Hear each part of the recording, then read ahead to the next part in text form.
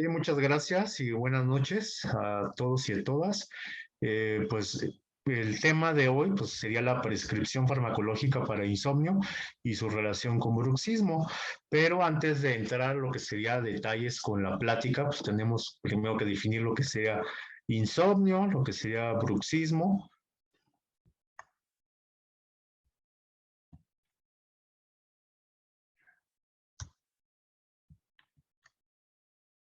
Creo que no corre. A ver, dale clic ahí en la diapositiva, Doc. Ahí está, Ok. ahí está. Bueno, sí, como tal, pues vamos a ver que el insomnio, va a ser el principal trastorno del sueño, es el principal motivo de consulta en las clínicas de sueño. El insomnio, pues es un síntoma muy importante después del dolor, el dolor de cualquier parte del cuerpo.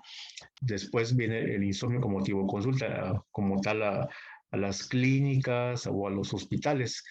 Vamos a ver que del 28 al 74% de los casos de insomnio van a evolucionar a ser crónicos. Va a haber muy frecuente la comorbilidad, del 35 al 77% son diagnosticados con depresión mayor, y el insomnio se va a asociar con una recaída y mayor duración de la depresión, así como una respuesta pobre al tratamiento antidepresivo. Es decir, que una persona que está bajo tratamiento para depresión, eh, y si mejora pues los síntomas anímicos, mejora la fatiga, el estado de ánimo, pero sigue con insomnio, tenemos que poner mucha atención a este síntoma, ya que el insomnio se ha visto en muchas publicaciones y como en esta, pues va a ser un predictor de recaída, pues no solamente para la depresión, también para la ansiedad y para trastorno de consumo de sustancias, es decir, para ingesta de alcohol o de otras sustancias. Aquí en esta tabla vamos a encontrar los criterios diagnósticos de insomnio. El insomnio se define como pues una dificultad para iniciar o conciliar lo que sea el sueño, que uno despierte en la noche, que tarde en conciliar el sueño, que despierta más temprano de lo deseado, o que sienta que uno no descansa, no duerme de manera profunda o que tenga un sueño no reparador. Eso es insomnio. Como ustedes saben, pues el diagnóstico es clínico, es decir, si una persona acude al consultorio y comenta pues que tarda en quedarse dormida, que despierta en la noche, que ya no puede conciliar el sueño, que despierta más temprano deseado antes de que suene el despertador, o que sienta que le faltó sueño o que le faltó dormir de manera profunda, eso se cataloga, esa queja subjetiva, como insomnio.